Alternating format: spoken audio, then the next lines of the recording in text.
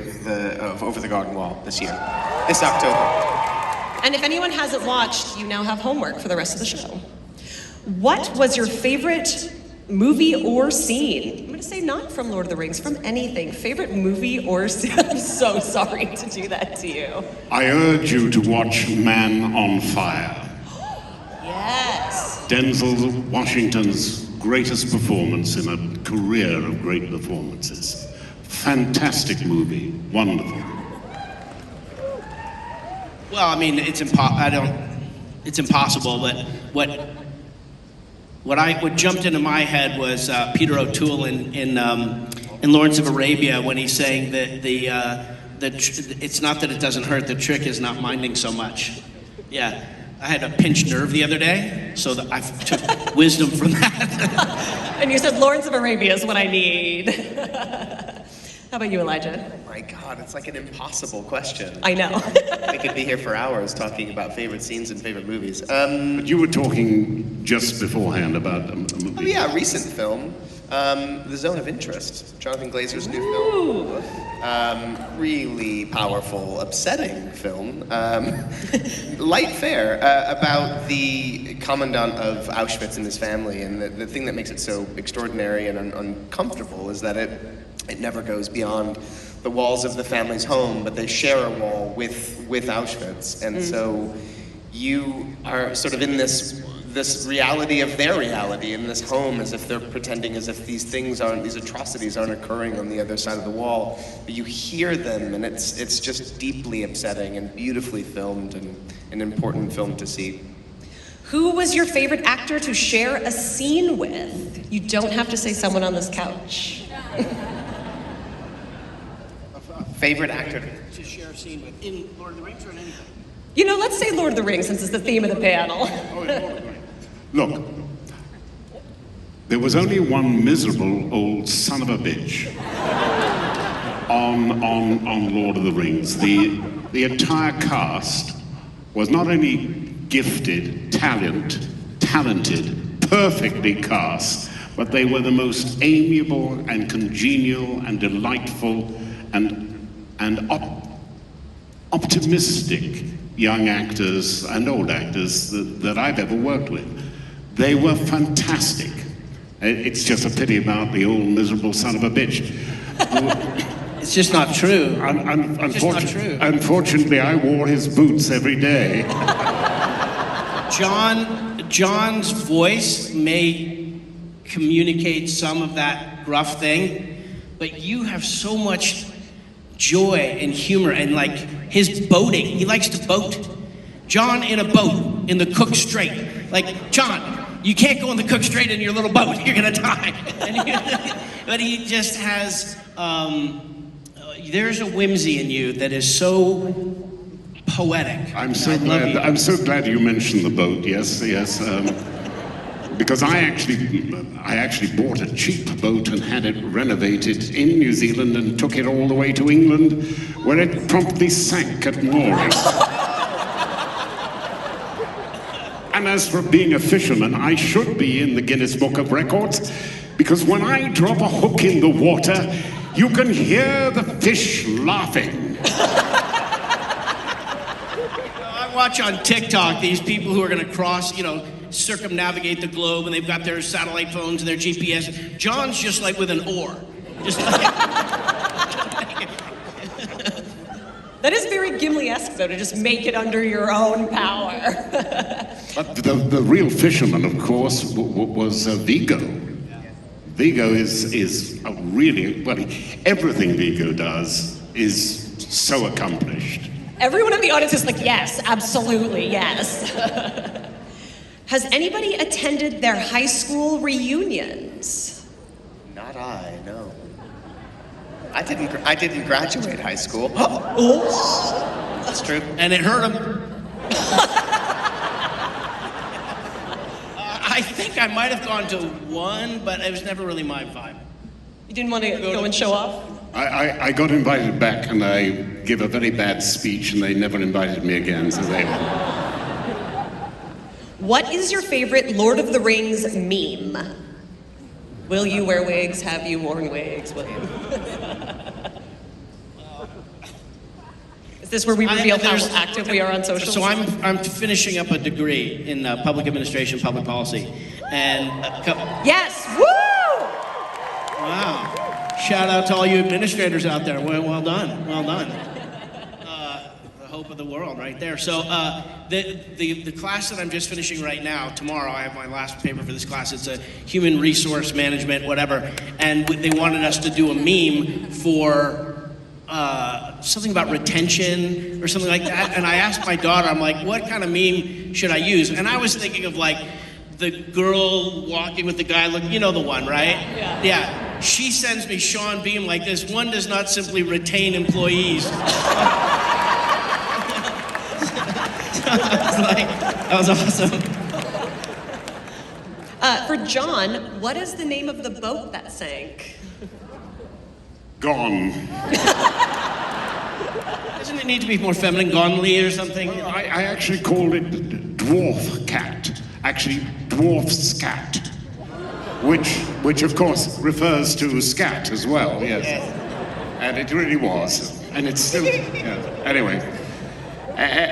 Never was there a greater proof that the ownership of a boat consists of taking up $100 bills and pouring it into the ocean, tearing them up and putting them in. Which cast member from The Lord of the Rings smells the best? Vigo. Vigo smells good. Billy always smells like a bath. It's true. What do you mean smells like a bath? He bathes a lot, Billy. Baths. He loves the bath. If he's too tired to go out, instead of saying I don't want to go out with you, he's like, I'll have a bath. Yeah, bath and sleep are, he's a real hobbit. Yeah, he's a real hobbit. He'll eat, and then, so, but he's always got kind of an ode to toilette vibe going on. Okay, this is a good follow-up for that. Any plans to go and see Billy and Dom in Rosencrantz and Guildenstern Are Dead? Currently in Toronto? It's in Toronto now, yeah. I don't know that I'm going to be able to make it, unfortunately, but there's a good chance that it will continue on. Say more. Well, I don't know. Oh my. Beyond there being hope that it might. Yes. I mean, Would anyone in Seattle like for them to bring it here? We'll send that message along. So I don't know if this is appropriate to share, but Allie, my oldest, who I've been talking about all day now, said 4 or 5 times in the last 3 days, I really want to go see Dom and Billy and Rosencrantz and Guildenstern Are Dead. And so I just had this idea that I would just sort of fly her there so she could do that. And this is a story about fathers and daughters. So she comes in and I said, hey, Allie, and she was, I don't know if she was grumpy or focused on something, but she just kind of grumbled and moved past. And I was like, oh, you picked the wrong minute not to, answer me. That's how I was about to give you what you wanted. But so if she wants to go, are people going to show this online? No, don't you? No. Yeah, I'm telling you that I would be happy to send Allie to Toronto to see the boys if she wants to go. Allie, you're welcome. And Allie's also in Lord of the Rings, correct? She is. For anyone who doesn't know, now you have more homework. Over the Garden Wall, find Allie at the end of Return of the King. Question for DJ Elijah. What's your favorite vinyl album to spin at home? Oh, man. No pressure. That's also really hard. That's a mean question, actually. Whoever asked that, you're mean. Record to play at home. I don't know. It's probably like an Alice Coltrane record or... Only has to be. I listen to a lot of jazz at home. Yeah. Pat Metheny. That was mean. Yeah. I don't know. There isn't like a go-to record necessarily. Who is your favorite or least favorite Lord of the Rings character besides yourself? I don't know if they mean character or actors. I leave you to interpret that. John has 2 to choose from. Well, Sam. I guess it has to be Aragorn because he is the one of the central heroes. The problem I always have with Lord of the Rings is I think the characters are a little bit one-dimensional. They're all rather special. I mean, you are Christ, essentially. Settle down.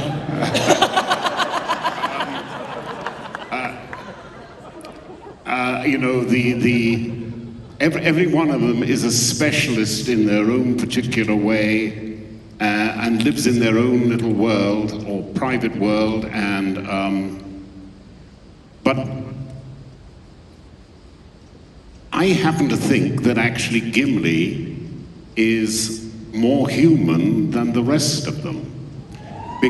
Now, hang on, let me explain why. Because they don't really have any faults. Gimli has got all of our faults, and yet all the characteristics that we would hope that we have, the good things, the good qualities that we have, the capacity for friendship, the capacity for bravery and all that, which offsets the suspicion, the paranoia, the aggression. And the one characteristic that he has that I don't think any of the others are written to have is that he has the capacity to change. And that, it makes him a very interesting character, I think. As you're talking about it, you know, you always think of the Shire, the idyllic, pastoral, you know, garden setting, beautiful setting, the home that's worth preserving, the good that's in the world that's worth preserving. But Gimli feels that for Moria, has just the same level of pride and enthusiasm and warmth and the food and the fellowship and the family in that place, and to be able to fill the space of that cavern with that kind of joy is I think maybe you don't notice it's not so obvious that that's happening, but it's real. And yeah, so my new favorite character is Gimli. Gimli. You would have made a great Gimli, you know. It's happening. I feel it now. My kids would tell you that I'm more like Gimli than Sam, for sure. That's why I don't let them out much, because, yeah. Elijah, why do you love Gimli? Well, I was going to say a favorite character of mine, I think, is Gollum. He was from... Yes, of course. Yes. I love Gollum, and I hate that guy. I mean, for good reason. I fell in love with the character from the Riddles in the Dark chapter from The Hobbit, and the complexity and the depth of the character as described in Lord of the Rings is just fascinating. The journey that character's on, his history, having been a hobbit, being tortured by the ring and physically transformed, and as a slave to this thing, but yet with sort of interior of that character, there is hope that he can come back from the brink, and I love that. I love the kind of complexity of that character. It's making me think of we've got him tied up with the elven rope, which burns his skin. And as far as I'm concerned, I just want to kill him. And we're just done with this guy. He's done. He's also Smeagol, you know. I know. Well, and you, Elijah, and you, Frodo, are seeing something in him, and so Sam has to honor Frodo to try and see what he sees, but honor himself to know that he's dangerous. Yeah. And I feel like that is a dilemma that we all are facing on this planet right this second, at home and abroad, is trying to look at other people and see where there's a threat and where there's humanity, and figure out how to navigate it. And so, yeah. Yes. Probably my favorite question so far, so shout out to Coulter who asked this. Sean, what Starbucks drink are you enjoying? I'm going to go with a venti Americano on that one. Oh, well, my wife Christine will be watching this online, so it's herbal tea.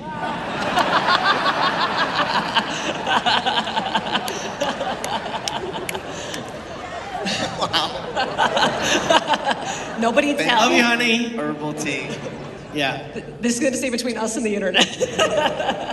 Look, I have a shameful thing to confess. I'm not a solitary drinker at all.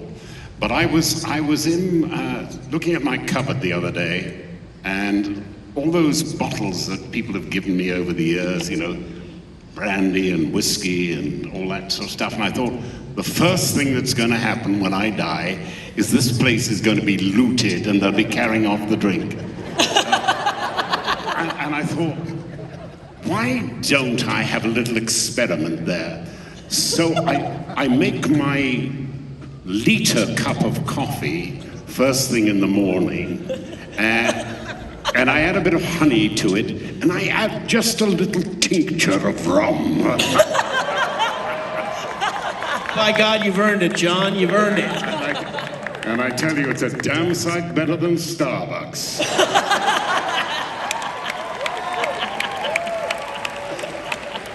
That sounds delicious.